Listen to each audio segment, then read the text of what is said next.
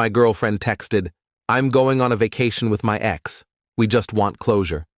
I replied, "What?" Then I canceled the hotel reservation, because I was the one who booked it. When she arrived at the airport with her bags and no ticket, "My name is Daniel, I'm 31, and up until 3 weeks ago I thought I had my life pretty much figured out. Good job in finance, decent apartment in the city, and a girlfriend of 2 years named Melissa, who I genuinely believed was the one. We'd talked about marriage, we'd looked at rings online together. She had a Pinterest board called Our Future that I wasn't supposed to know about but definitely did." Then came the text. It was a Tuesday morning. I was at my desk, halfway through my second coffee, reviewing quarterly reports when my phone buzzed. Melissa's name lit up the screen with a message that made my brain short-circuit. "Hey, babe." So I know this might sound weird, but Jake reached out and we've been talking. We both feel like we never got proper closure after our breakup. We're thinking of taking a trip to Vermont this weekend, just to talk things through and finally move on properly. I think it'll be really healthy for me. Love you. I stared at that message for a full minute. Jake, her ex-boyfriend of 4 years, the guy she'd dated throughout college and broken up with supposedly because of different life goals. The same Jake whose Instagram she'd accidentally liked posts from at 2 a.m. 6 months ago, then claimed her phone had glitched. I typed back, "What?" Just that. One word. She responded immediately with a string of messages. "I know it sounds crazy, but hear me out. It's not like that at all. We just need to have some honest conversations. You trust me, right? It's only 3 days, in Vermont, with her ex." I called her. She answered on the first ring, her voice bright and casual like she'd just suggested we try a new restaurant. "Danny, hi. Did you see my text? Melissa, are you actually serious right now?" "What do you mean?" "I'm being totally transparent with you. That's what matters in a relationship, right? Honesty." I could hear traffic in the background. She was walking somewhere, probably to her lunch spot near her office. "You want to go on vacation with your ex-boyfriend and you think transparency makes this okay?" "It's not a vacation. It's closure. There's a difference. Jake and I never really processed our breakup properly. We just stopped talking one day. It's left this weird energy between us, and I think if we don't address it, it'll always be this thing hanging over me. Melissa, you've been with me for 2 years. If you needed closure, you had plenty of time to get it before now." She sighed, that particular sigh she did when she thought I was being unreasonable. "You're not listening. This is about my emotional health. I thought you'd be supportive." "Supportive of you taking a romantic trip with another man?" "It's not romantic. God, Danny, why are you being so insecure about this?" That word, insecure. She'd started using it a lot lately whenever I questioned anything. Insecure when I asked why she'd been texting someone named Jamie at midnight. Insecure when I wondered why she'd suddenly needed space to find herself, but also needed me to increase my half of the rent. "When were you planning this?" I asked. "This weekend. We're flying out Friday morning, coming back Monday." "You already booked it." Pause. "Well, Jake found this amazing deal on a cabin. It's got a hot tub and everything. We were going to split it." Something clicked in my brain then. A cold, calculating click. "What hotel?" "It's not a hotel, it's a cabin rental through that site. Mountain Stay Retreats. Why?" "Just curious. What time's your flight?" Her voice warmed up, probably thinking I was coming around. "Friday at 6 a.m. I know it's early, but the tickets were cheaper." "Makes sense. Okay." "Okay? So you're cool with it?" "I didn't say that. I said okay. Danny, I have to get back to work. We'll talk later." I hung up before she could respond. Here's the thing about Melissa that I'd discovered about 6 months into our relationship. She was terrible with money. Not just bad, catastrophically terrible. She'd maxed out 2 credit cards before we met, had student loans she'd been dodging, and had this habit of forgetting, to pay her half of utilities until I reminded her multiple times. So a year ago, when she'd wanted to build her credit back up, I'd done something monumentally stupid. I'd added her as an authorized user on one of my credit cards, a card with a high limit that I barely used. I figured she'd use it responsibly, pay me back for small purchases, and build her score. Instead, she'd racked up about $8,000 in charges over the past year.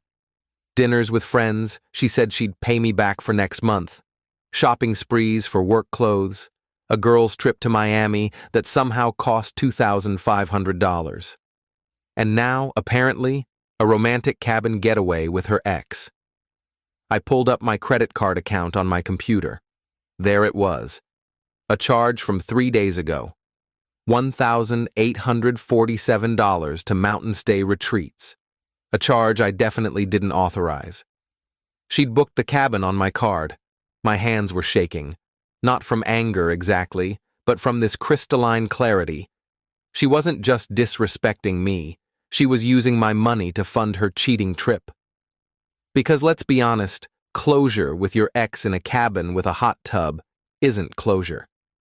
It's a romantic weekend that she expected me to pay for. I called the credit card company first, explained that my authorized user had made an unauthorized large purchase without my permission. They flagged it for dispute review. Then I called Mountain Stay Retreats. The customer service rep was sympathetic. "I see the reservation here, Mr. Harrison. Is there an issue?" "Yes, I need to cancel it. It was booked without my explicit consent." "I understand. Let me pull up the cancellation policy." "Okay, so this was booked as non-refundable, but given the circumstances and the fact that it's your card, I can process a full cancellation and refund. The reservation will be void immediately." "Perfect. Please do that." "Done. The guest will receive a cancellation email within the hour. Is there anything else I can help you with today?" "No, that's everything. Thank you." I hung up and sat back in my chair. My heart was pounding, but my head was clear.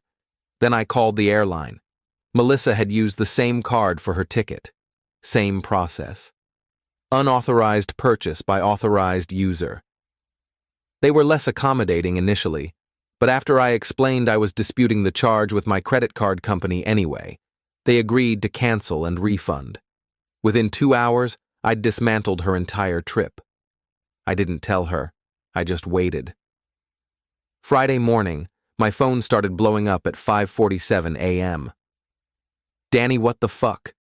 The cabin reservation is canceled. They're saying the card was disputed. Are you kidding me right now? I'm at the airport. Jake is here. We don't have a place to stay. Call me right now." I was making coffee in my kitchen, watching the messages roll in. I took my time responding. "Morning. Yeah, I canceled everything. You used my credit card without asking to book a vacation with another man. Did you really think I was going to pay for that?" My phone immediately started ringing. I declined the call. She called again, declined again. Text from Melissa. "You can't do this. I'm stranded here." Me. "You're not stranded. You're at an airport. Go home." Melissa. "We bought the plane tickets already." Me. "Check your email." I assume she did because the next message came through 5 minutes later. "You canceled my flight too?" Me. "My flight, my money, my decision." Melissa. "This is financial abuse." That one actually made me laugh out loud. Me. "Financial abuse is using someone's credit card for $10,000 of charges without permission. You want to go to Vermont with Jake? Use Jake's money. The calls kept coming. I blocked her number. Update 1, so that was 2 weeks ago. I figured I'd update because things have gotten absolutely wild. After I blocked Melissa, she showed up at my apartment that Friday night, absolutely hysterical. I'd changed the locks that afternoon. She had a key, so she couldn't get in. She banged on the door for 20 minutes before my neighbor threatened to call the cops. Through the door, I told her we were done and she needed to leave. She screamed that I'd humiliated her, that Jake had to pay for everything on his credit cards, that they'd had to book a completely different, way more expensive cabin last minute, that she'd had to buy a new plane ticket. "Sounds expensive," I said through the door. Maybe you two can bond over your shared financial irresponsibility. She called me every name in the book. Then she left. The next day, I got a text from an unknown number. It was Jake. Hey man, I don't know what Melissa told you, but this trip wasn't what you think. We're just friends trying to get closure. I responded, if you're just friends, why did she hide it from me for weeks while planning it? Why use my money? Why lie about the nature of the trip?